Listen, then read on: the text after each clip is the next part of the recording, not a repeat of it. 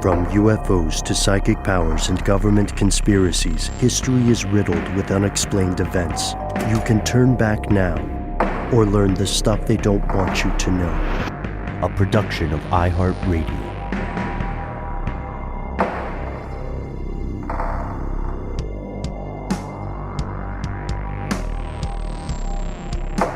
Hello, welcome back to the show. My name is Matt. My name is Noel. They call me Ben. We're joined as always with our super producer, Paul Mission Control Decant. Most importantly, you are here, and that makes this the stuff they don't want you to know.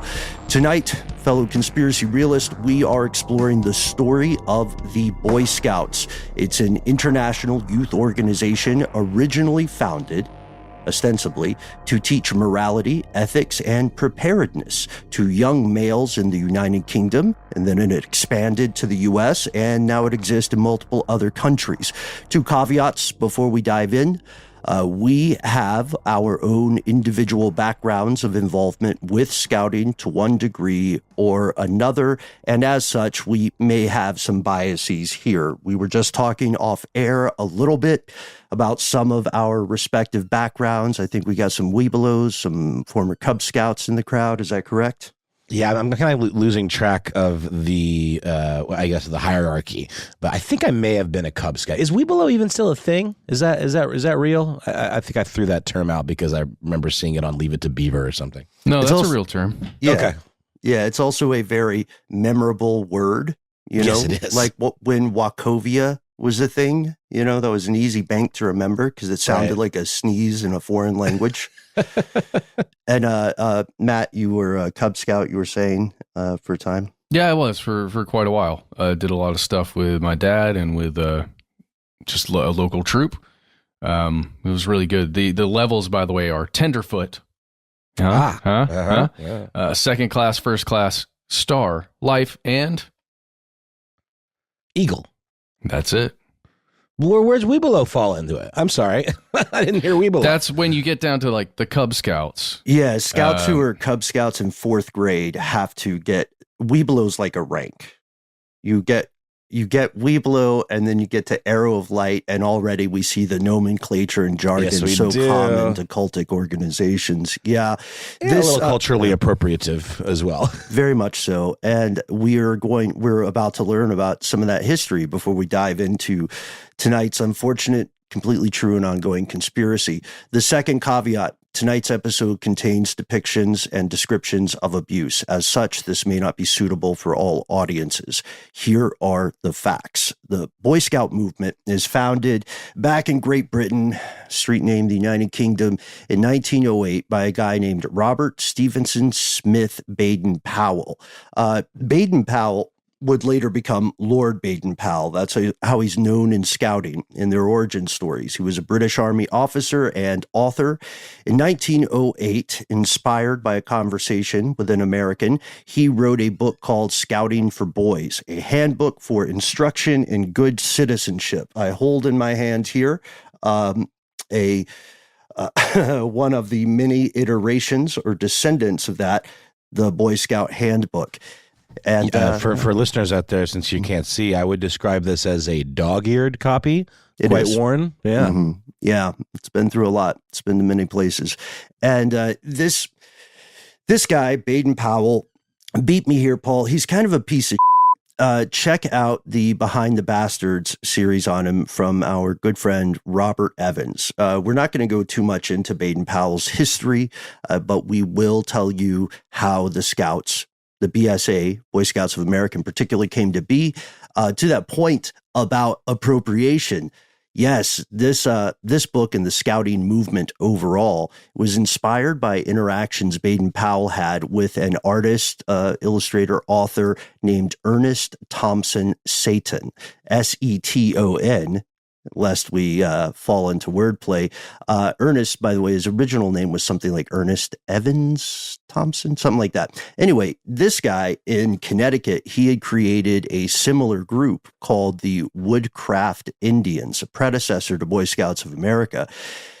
The Woodcraft Indians, spoiler alert, did not include Native American children. It was for the kids of this one town in Connecticut. Yikes. Yeah. Cos Cobb, Connecticut. Isn't that the whitest sounding town name you've ever heard? I don't know why it hits me that way, but Cobb. Yeah, it sounds very, I don't know. It sounds kind of made up. It sounds like one of those things Stephen King does in The Dark Tower when he invents his own language.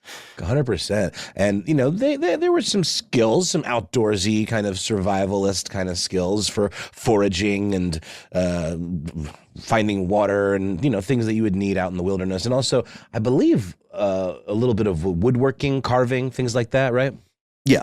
Whittling. Well, yeah, it's survival skills, right? I mean, we're talking about early 1900s, and at the time, identity for specifically males often went back to or was associated with these kinds of skills, these kinds of self-determination, right? Being able to accomplish tasks on your own. If you're in trouble, you can get out of it. If someone else is in trouble, you can provide aid for that person, right? And I think self-reliance. Yeah, I think so. This organization goes back to a lot of those fundamentals. Yeah, 100%. And those fundamentals, those skills remain valuable today. And they can make a difference between life and death if you find yourself in the wild. One of my favorite examples, which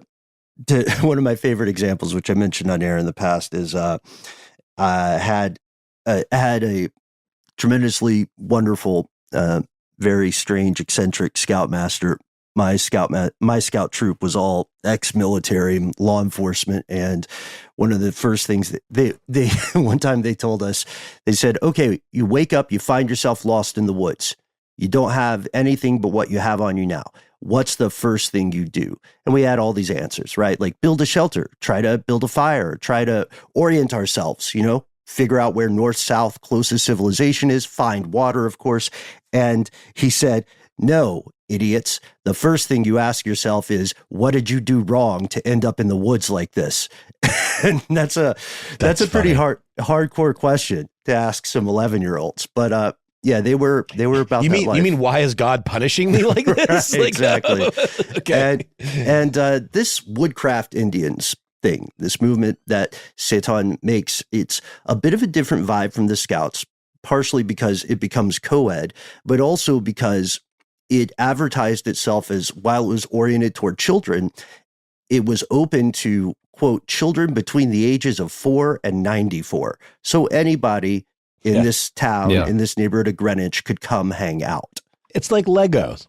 They're for everybody, But if you're 95, you. Get out of here. Get out of here, Grandpa. So this, say the 93-year-olds, right? Yeah, so, exactly. So this guy, he meets Baden-Powell over in the United Kingdom, and their conversations later, he gives Powell one of his books, and their conversations inspire Baden-Powell to create the Scout movement, to write his book.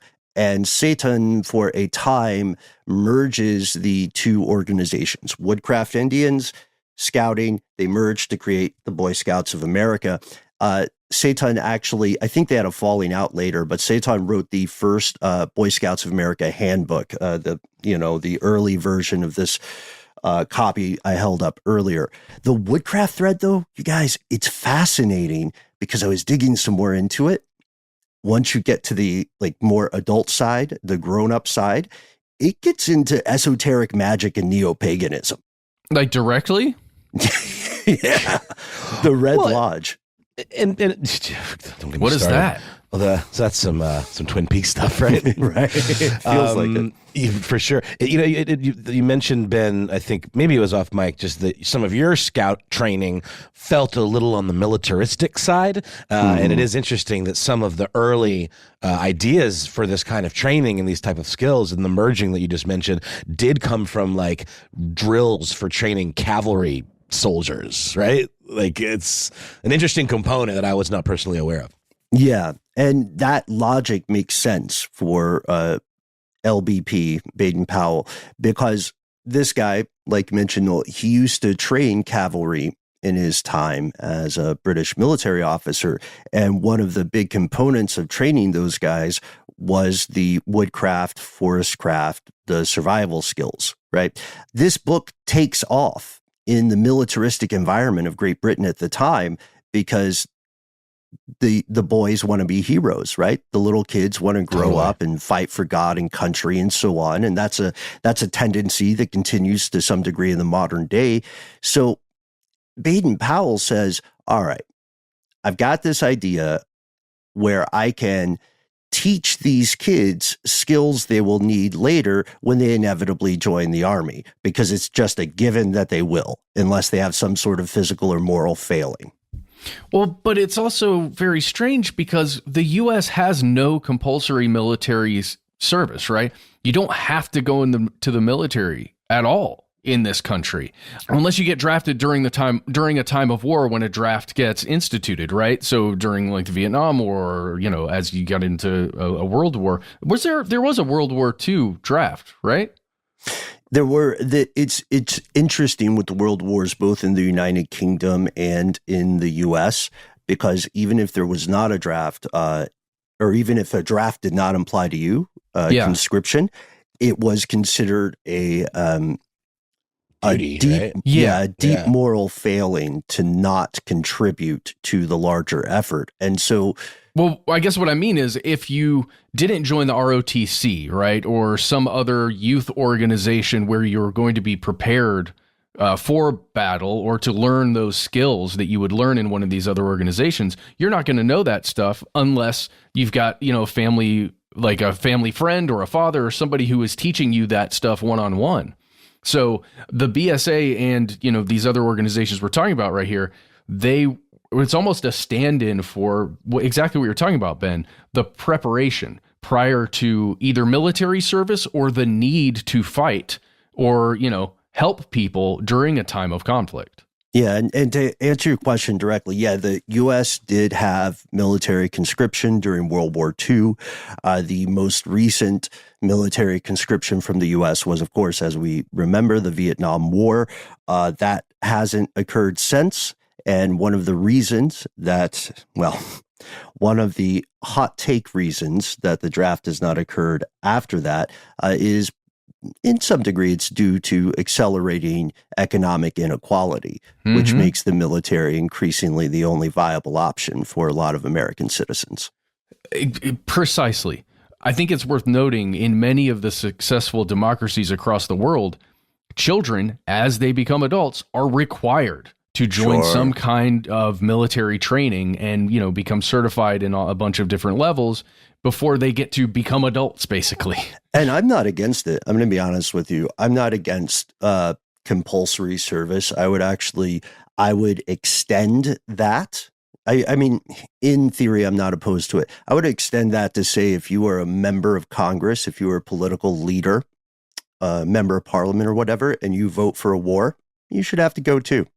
Yeah, no doubt. Something was bouncing around in my head when you were talking about this, the selective service. That is that is basically a database that the government keeps here in the U.S. of names of quote unquote able-bodied, humans that could be called up were a draft to be reinstated. So the old SS. I just remember, I looked it up. If you don't register with it, it's a felony punishable by fines of up to $250,000 and or 5 years in prison. I just remember that in high school that you had to register for the selective service. Yeah, it gets kind of spooky real quick. But so Baden-Powell has this, the way he thinks through this stuff seems like he doesn't necessarily understand children, because maybe he just thinks of the people who are under his command as somewhat childlike.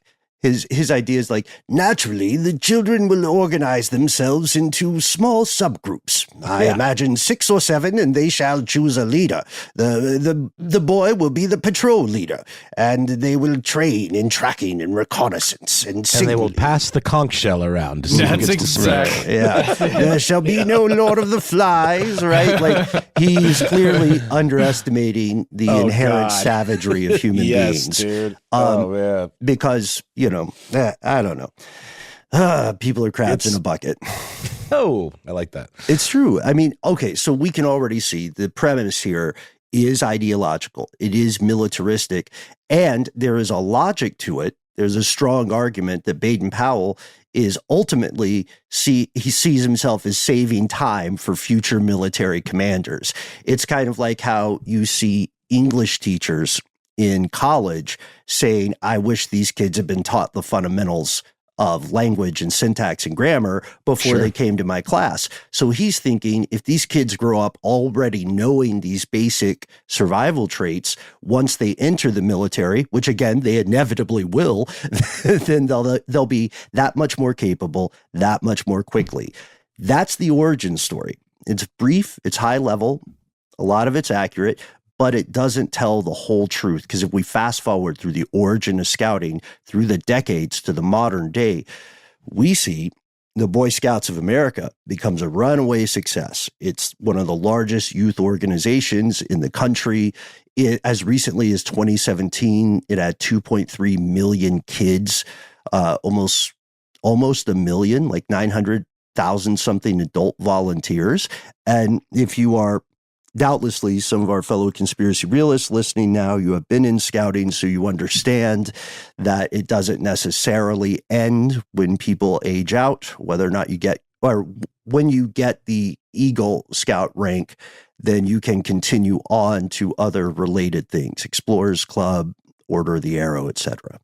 Didn't that Baden-Powell character even form like a training camp or something? He did, to practice his ideas, to make sure it would work. He set up what you could call the first Boy Scout summer camp, and he said, "Okay, it was on an island, Brown Sea Island." And the most British sounding place I think I've ever heard of, by the way. If Cos Cob is the whitest sounding, this is the most British. Well, guys, I want to just quickly go beyond what the skills are taught in Boy Scouting, because I think it's more than skills, like actual physical things. I think it is mental training. At least that's what it was for me. It was when I was in Boy Scouts, I remember it reminded me a lot of the martial arts training that I was taking, again, as a child.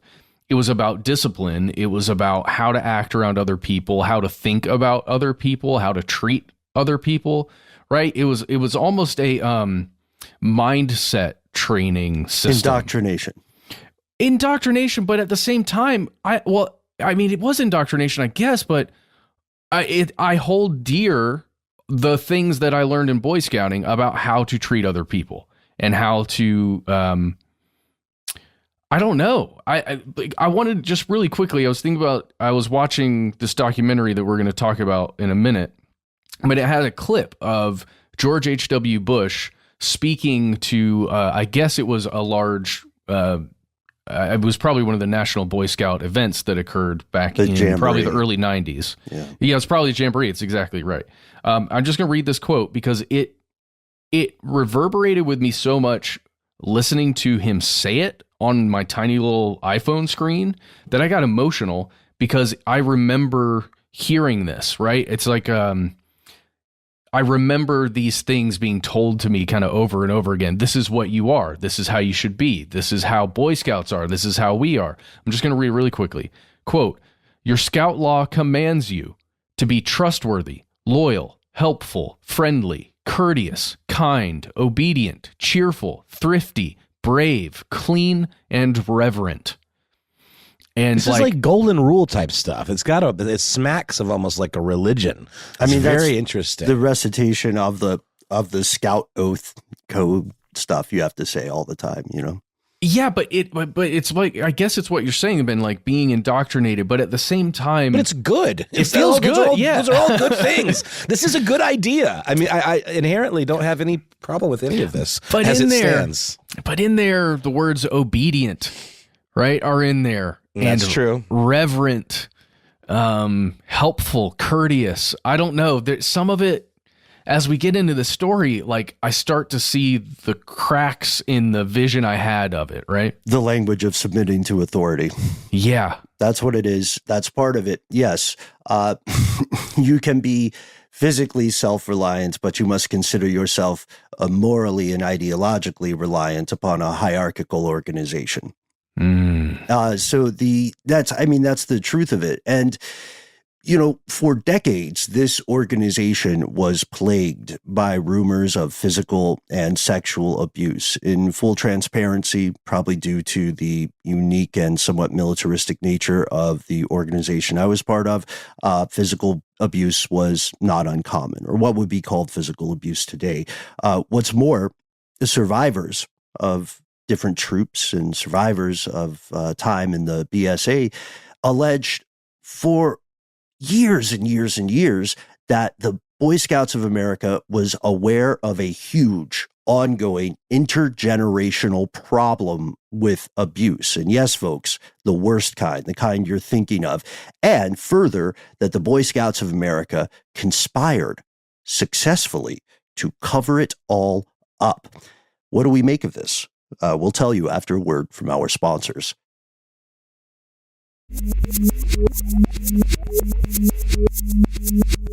Here's where it gets crazy. These allegations, both of abuse and of conspiracy, are true. They are inarguably true. They are a fact. It's not a conspiracy theory. It's a conspiracy.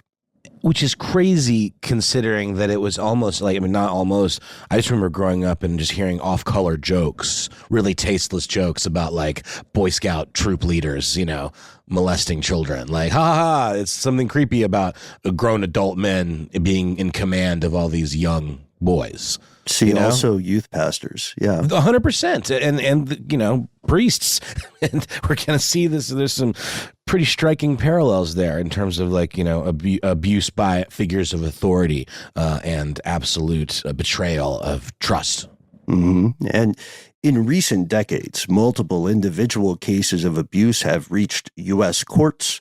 The vast majority of these allegations of abuse involved abuse of a sexual nature. More so, what I'm saying is more so than just smacking kids upside the head, sexually abusing them. In 1988, the organization had already attempted to respond to some of this. They created something called the Youth Protection Program to address this systemic issue. And if you look at the Youth Protection Program, you can learn a lot about this online, you'll see that it had some basic rules. So in scouting, there's always this thing with exploring the wild called the buddy system, right? Summer camps, non-scouting summer camps do this as well. You always want to have someone with you. So the youth leadership program creates some requirements. They have a buddy system for leadership. They say, okay, no one-on-one adult-child stuff. You have to have a minimum of 2 adults present during all activities. It can be a parent, it can be an adult leader, but there have to be 2 adults. No one-on-one contact. You have to respect privacy of youth members, taking showers, changing clothing, stuff like that. You can only intrude if there's a threat to health or safety. Separate accommodations. You know what I mean? The adults are sleeping in a different tent, a different camp, a different cabin. You have to prepare for high adventure activities. So make sure all the kids have, the stuff they need to not die rock climbing. That's pretty basic. Why wasn't that a rule earlier? No secret organizations. That's a really interesting one. They said you can't, basically, it's kind of like squirreling in Scientology. You can't create a splinter faction because that could aid and abet you in the commission of evil things. And it goes on, but one thing they don't have in there, guys, they don't have something about not allowing previously convicted sex offenders into the organization. They missed that one. Well, yeah, because theoretically, this is after someone has been vetted to become a scout leader or a volunteer even, right? To be an adult person there, even if it is the parent of one of the adults, right? During that 2 deep leadership, it's like it's a scout leader and another scout leader or another parent of one of the kids that's there. So theoretically, anybody that can go on a scouting trip as an adult supervisor, you'd think would be trained, right? But this youth protection program comes out, I don't even know, 60, 80 years after Boy Scouts of America is formed. Yeah. More than half a century. Yeah. It's like, okay, so don't have one-on-one contact with kids and make sure there are at least 2 adults there. I wonder why that is after 80 years that this thing gets created. And then also, why is it created in reaction to, right? Yeah. It's a reactive declaration. Fast forward, just a few years later, this stuff, by the way, spoiler, didn't work. We'll talk about it in a minute. But in 1991, the Washington Times, particularly lead investigative journalist Patrick Boyle, they publish a major multi-part investigation into sexual abuse in the Boy Scouts of America. You can read this online. It's called Scouts Honor. They spent 2 years looking into everything they could find. They looked into personnel records from the Boy Scouts themselves, internal documents that were purposely kept from the public, court records from 20 states, probably more, newspaper articles, hundreds of interviews, including convicted child abusers, families of victims themselves, scout leaders, etc. And they even narrowed their scope. The scope of this investigation is only cases of male scout leaders abusing Boy Scouts prior to the 1988 introduction of the Youth Protection Program. And in summation, in the report, they wrote the following. This is going to be very difficult for a lot of us to hear. Quote, "The Boy Scouts are a magnet for men who want to have sexual relations with children. Pedophiles join the Scouts for a simple reason. It's where the boys are." Jesus Christ. This guy, Michael Johnson, that we're going to talk about in just a moment, who worked with the Boy Scouts of America for quite a while as, someone trying to protect kids. He said, quote, "Boy Scouts is exceptional in the opportunities that it presents to perpetrators to access children in no to very low supervised situations." That was like the same point, I think, but a similar point. It's because there are not other adults around. And you've got where the boys are, right? And predators seek opportunities. You know what I mean? Regardless of what specific sort of animal they are. Predators are all opportunistic. That's how predation works. And this documentary we're talking about, Scouts Honor, The Secret Files of the Boy Scouts of America, is available now. You can watch it on Netflix, maybe a couple of other platforms too, R-Matey. Sadly, like you said, Noel, it is difficult not to make comparisons between this ongoing tragedy and the conspiracy of the Catholic Church abuse scandals. The BSA had a history of covering things up, even to the point of allowing knowing sex offenders back into the organization. Just like the priest getting relocated. They might change troops. They might move to a different state, wait a few years, let the heat die down. And this was very easy. This is a very easy environment for these predators to operate in for quite some time, because this was well before the age of the internet. You know what I mean? If you wanted to research someone, you needed help from authorities, or you needed a lot of time, to dedicate to physically going out, hitting the bricks, and doing some research. The files that these reporters found date back to the beginning of the Scout movement in England, well before the organization reached American shores. And this is where we want to pull another quote. Patrick Boyle, the lead journalist for the Times investigation, put it this way. Soon after the Scouts were founded in England in 1908, the Scouts there realized they had a problem, because scouting has always attracted men who were attracted to boys. Yeah. According to that documentary, the first doctor that was present on the first Boy Scout camping trip, the first official one, had to be removed from the organization because of his interest in the boys that was inappropriate. And, of course, Baden-Powell himself, turns out some of his highfalutin statements may have also been a cover for unclean interest in things. We know this youth protection plan did not seem to work. Prior to 1994, there were an estimated 2,000 separate reported incidents of abuse. And if you have ever had the misfortune of being familiar with abusive situations in institutions, you know that this unfortunately means that many, many, many other cases likely went unreported or got reported and were squashed. And this problem, this genre of conspiracy, aiding and abetting predators, it's unfortunately not uncommon in youth organizations. Yet, even admitting that problem, the Boy Scouts of America set several historical records in terms of legal proceedings. So from 1986 to 1991, the Boy Scouts of America and local councils agreed to pay more than $15 million in damages.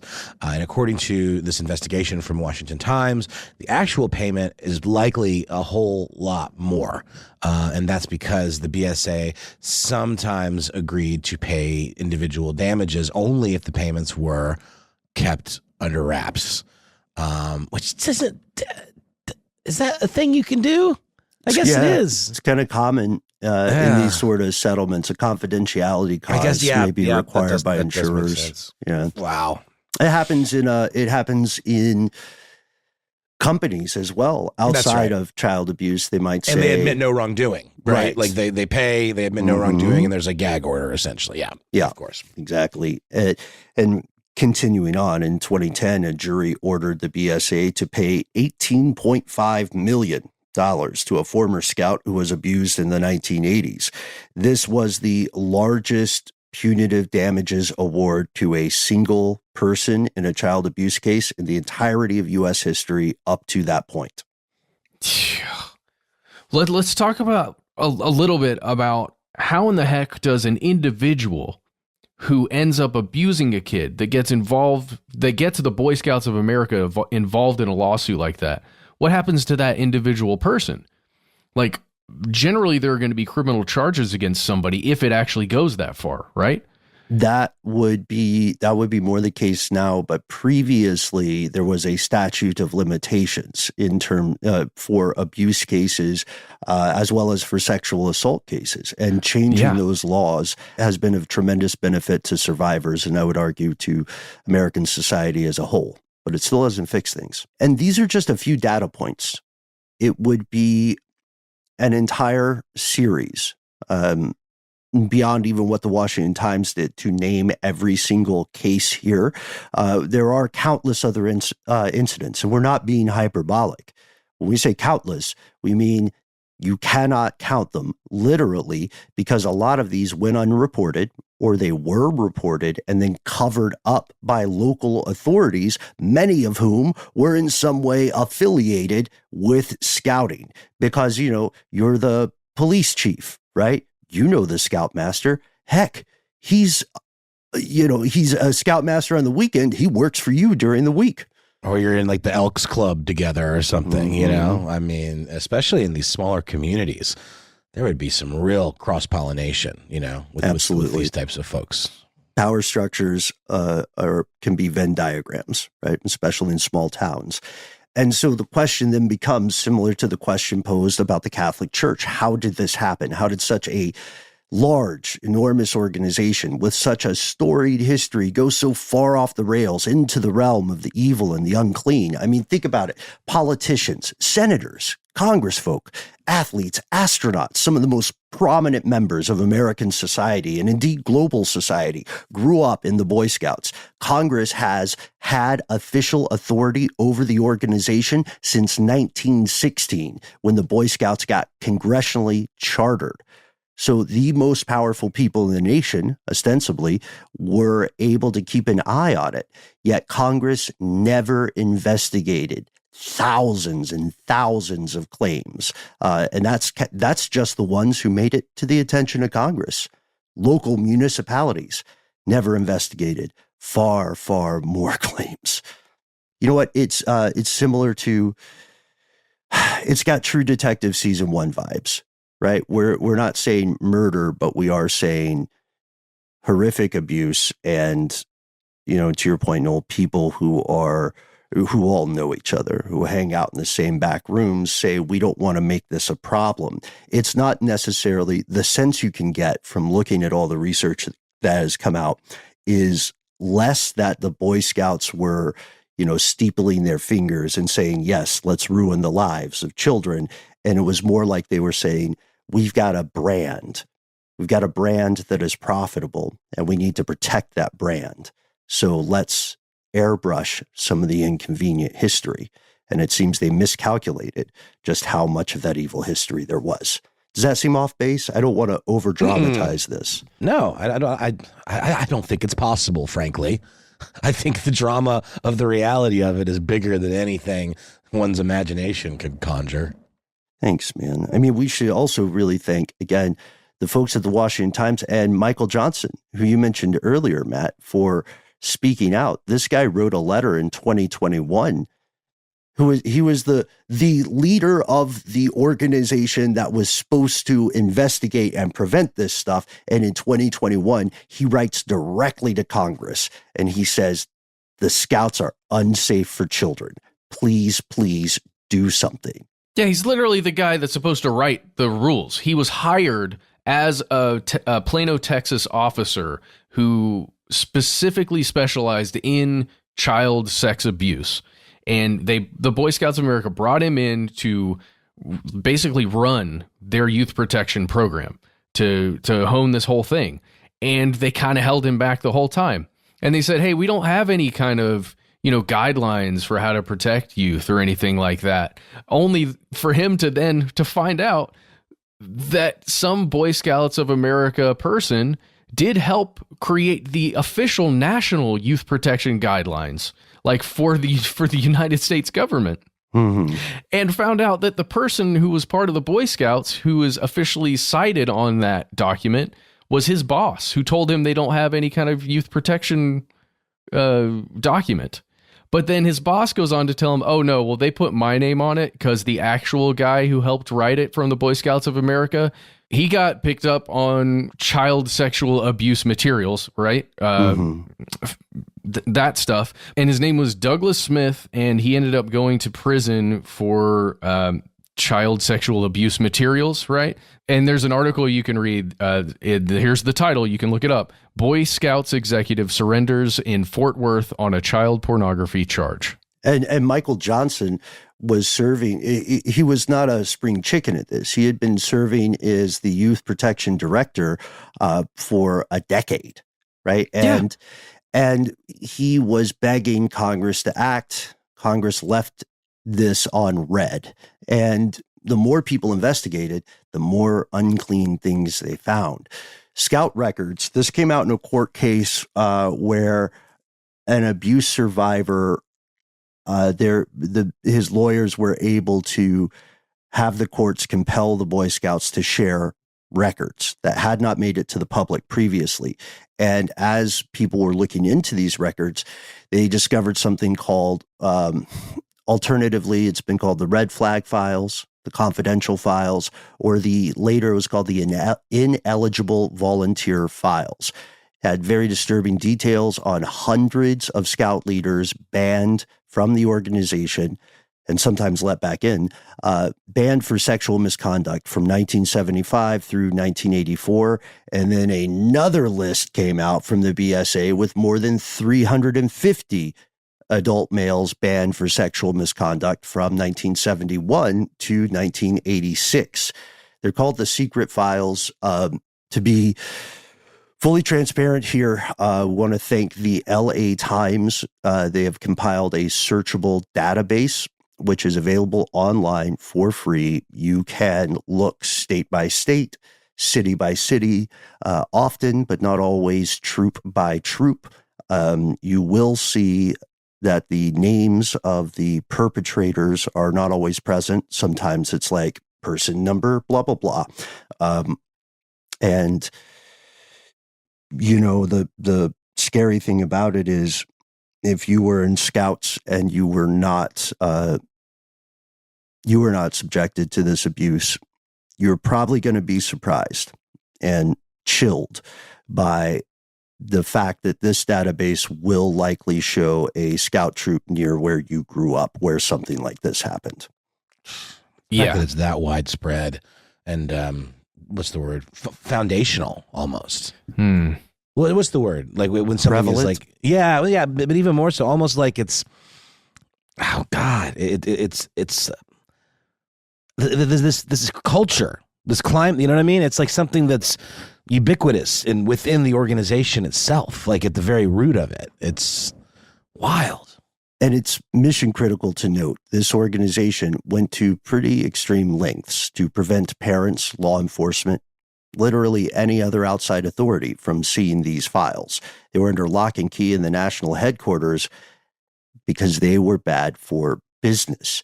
And that leads us to another disturbing wrinkle of this conspiracy. I propose we pause for a word from our sponsor and return to dive deeper.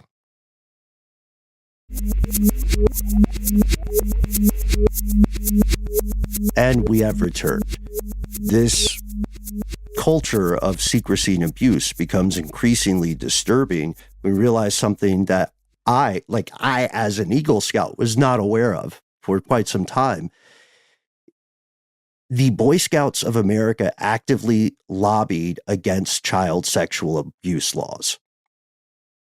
A youth organization opposed laws protecting children. In 2018, even the House of Representatives wrote in to the Boy Scouts of America and said, why are you against this? What were they lobbying against? They were opposed to mandated reporting requirements, a detailed account of safety procedures and reporting mechanisms that they have in place. I'm quoting the letter here from Jackie Spear.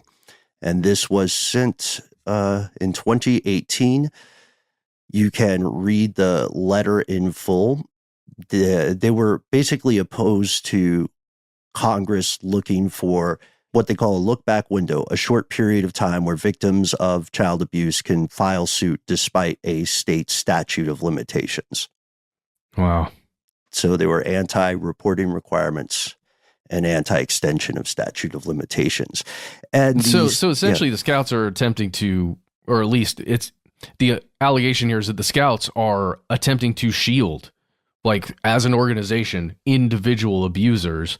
And you have to wonder, why would they do that? And it's probably a PR thing, right? The Boy Scouts doesn't want anybody to think about it as an organization, as the iconography that is the Boy Scouts, as child sexual abusers. Right. There's this idea of protecting the business of the brand. And, you know, it's, for a pained cliche analogy, it's like, imagine there's a fox in Congress that is fighting in-house legislation. You know what I mean? Like a fox saying, well, this rule about fences around chicken huts is un-American when you think about it. That's like that ulterior motive is damning. And we have a quote from Michael Serbaugh, who was the Scouts chief executive at the time. And he said, quote, "At no time in our history have we ever knowingly allowed a sexual predator to work with youth. It turned out to be entirely not the case. It would have been more accurate to say at pretty much every time in our history, we have knowingly allowed sexual predators to work with youth." So, you know, this kind of hushing up of the whole thing, this intergenerational silencing of these abuse victims. I mean, you know, you're right, Ben, the True Detective analogy. Well, it's not murder per se. It is murder of innocence. It is murder of trust, you know, and it is essentially what amounts to a child abuse ring, you know. And with this finally coming out, it impacted the organization, the Boy Scouts of America, significantly. And they actually filed, but it took a while. It took a long time for it to really hit home, nearly a decade. In 2020, the BSA finally filed for bankruptcy. And likely, you know, because of a lot of these hush-hush, you know, settlements, right? Yeah, they were looking at 200 plus pending lawsuits at that time in the federal and district courts of the U.S., with almost 2,000 claimants involved in those already. And then May of that same year, you mentioned, Noel, the U.S. Bankruptcy Court in Delaware, because, you know, where are you going to headquarters a company if you're shady? We're in Delaware. We're in Delaware. They set a deadline in this settlement, and they said you have until if you are a survivor of this abuse, this system of abuse, then you have till November 16th, 2020 to file your claim. And all told, more than 92,000 separate claims were filed with the bankruptcy court by that deadline. This breaks another record for the BSA. It's the single largest instance of child sexual abuse claims in a single organization in United States history. And we know that might sound crazy because you always hear about the Catholic Church scandals, right? The Boy Scout tragedy and scandal eclipsed that. The BSA published an open letter ostensibly encouraging victims of abuse to step forward. The bankruptcy settlement continues today. And, we can say, thankfully, at least the conspiracy is unraveling, but the story is not over, and for people who survive this abuse, it'll never really be over. And Matt, I want to go back to a point that you had made earlier. What were the consequences for these predators? Many of them now have died. They were adults at the time they were abusing children. They have aged. They became elderly, infirm. They passed away, quite possibly continuing to be career predators throughout the rest of their life, and quite possibly never seeing justice for the consequences of their actions.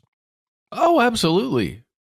If you watch the Scouts Honor documentary on Netflix, you can see a couple examples of people who were brought to justice, but people who were brought to justice after 5, 8, 10 years of getting away with abusing kids through the organization because of the opportunities that were there. Just quickly, to give an example, this guy named Thomas J. Hacker, who was in Illinois, he was a scoutmaster and he was a deacon at his church. And in February of 1988, he was arrested. He was charged with 5 counts of aggravated criminal sexual assault. Again, these are, at the time, it's against minors, kids. He received over 100 years in prison for what he had done, but he had molested hundreds of boys over 8 years. And when he got caught, when he was interviewed in prison, they said, "Why did you choose the Scouts to do this?" And his quote is literally, quote, "They made it so easy," unquote. That is what he said. And just knowing that, who knows how many people are out there? Who knows how many people, even if they're involved in a lawsuit, right, like this, aren't actually going to see justice because there's gonna be some kind of settlement at some point, and they sign some agreement, like you were talking about, Ben, where everybody walks away, nobody did anything wrong, but here's some money. I don't think that should be allowed. No. That seems crooked to me. That's just like a failing of the legal system where, money is more important than justice. Well, those are also out-of-court settlements pretty often, right? I get it. And I guess it's up to the victims to decide whether this restitution is worth, is to them a form of justice.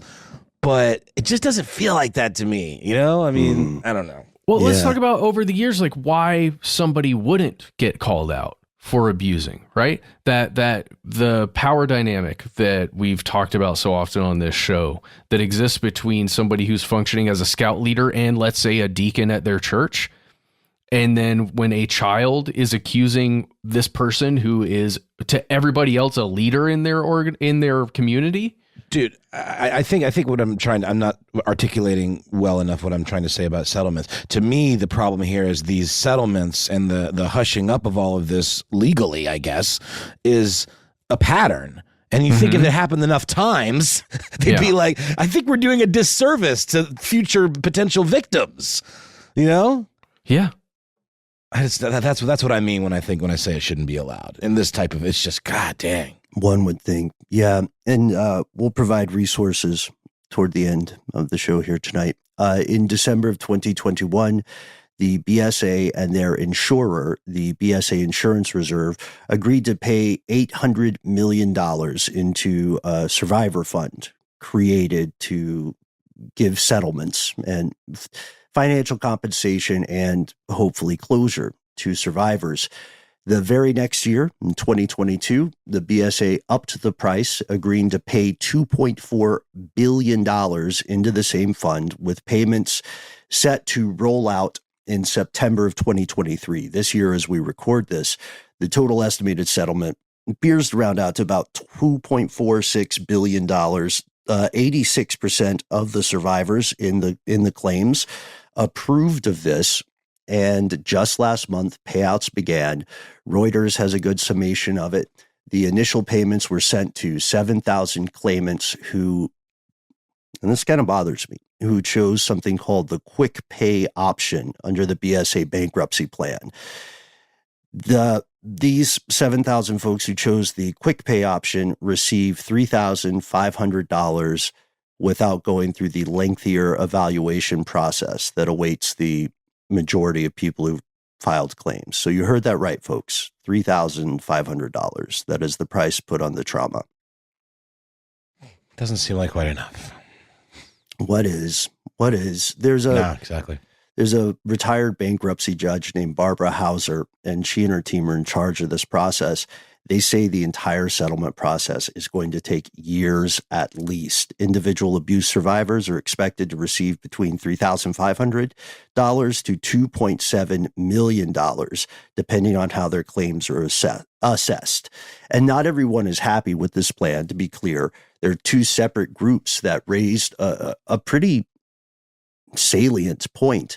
They appealed the settlement and they said, look, this prevents churches and organizations that sponsored scouting programs but have not themselves filed for bankruptcy from being held accountable for some of this. You know, like if you've ever been in Boy Scouts, you know, a lot of the troops meet at community centers. They meet in churches, things like that, right?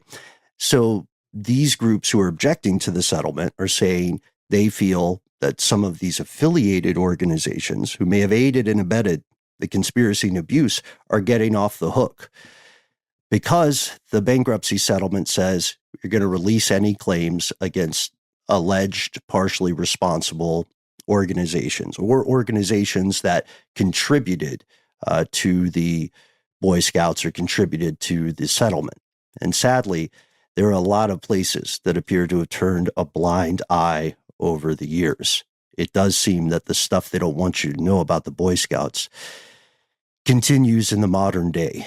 And, I think it's also not to sound deferential, but I think it's also important for us to note what we said at the beginning. The heartbreaking thing about this is organizations like this, when done correctly, they can really help kids. You know, I owe a lot of formative experiences and a couple of survival situations, if we're being honest. I owe it to time spent in the Boy Scouts and similar organizations. Dude, I was just in Cub Scouts for like a year or so, and I made a lifelong friend that I still am very close with to this day. And it was also the first time I'd ever been to the Cracker Barrel. I remember that distinctly. I think that was very much a popular Boy Scout spot during camping trips when you wanted to get away from the nature of it all. But yeah, I think we started off, it was important the way we started off talking about how inherently a lot of these things are a good idea, but then there is that insidious kind of weird, creepy language that you don't even notice right up front, the whole, kind of submissive aspect, Yeah. Hey, do you guys remember Boys Life or I think a Scout's Life or Sure, Scout Life, yeah. something like that? It was just the magazines. Boy Scouts of America would put out all kinds of different publications. Some of them were, more official than others. Some of them were more local. But there were official publications back in the day that would call people out for having inappropriate contact. In the documentary, there's one where you can read an article from a 1920s Boy Scouting magazine that says, the title is Red Flag This Man, and it goes on to describe, hey, here's this person who was a volunteer on this scouting trip. Do not allow this person on your scouting trips. It feels, at least back for a time, there was internal reporting before this organization became so huge and such a powerful, moneyed organization. And that was, do watch the documentary, folks. That was Scouting Magazine, I think 1923. And the part you see in the documentary about this, it gives you a knowledge of the extent of the problem, because the lead journalist for the Washington Times is reading that article for the first time on air. He was not familiar. There's so much out there. He finds it while going down the rabbit hole, just of realizing those ineligible volunteer files / confidential files / the bad, the horrible thing, the red flag list. It's astounding to me, and it's heartbreaking, honestly, because it destroys something that I hold as fundamental to who I think I am. And many people can say the same. Unfortunately, we want to end on a couple of important points. We have established that these organizations, or the skills learned in these organizations, the moral philosophies learned in these organizations, can be tremendously formative and helpful. We also must know abuse of children can occur in any organization, and conspiracies to cover this up continue in many similar institutions in the modern day. Of course, not every adult volunteer is a villain or a predator. The world would fundamentally not be able to work if that were the case. And if you or someone needs help, please remember, this is perhaps the most important part of this episode. You are not alone. There are resources available. You can call or text in the United States, 1-800-4-A-CHILD. That's 1-800-422-4453. Again, that's 1-800-422-4453. You can also visit childwelfare.gov for more information. Thank you, as always, so much for tuning in, Conspiracy Realist. We immensely appreciate your time. We're here. If you have some stories, some insight you would like to shed on this conspiracy, we try to be easy to find online. We do. You can find us at the handle Conspiracy Stuff, where we exist on X, FKA, Twitter, YouTube, and Facebook. We're Conspiracy Stuff Show on Instagram and TikTok. Hey, and we've got a phone number. It's 1-833-STDWYTK. If you call in, you've got 3 minutes. You can say whatever you want. Just give yourself a cool nickname and let us know if we can use your name and message on the air. If you don't want to do that, why not instead send us a good old-fashioned email? We are conspiracy@iHeartRadio.com.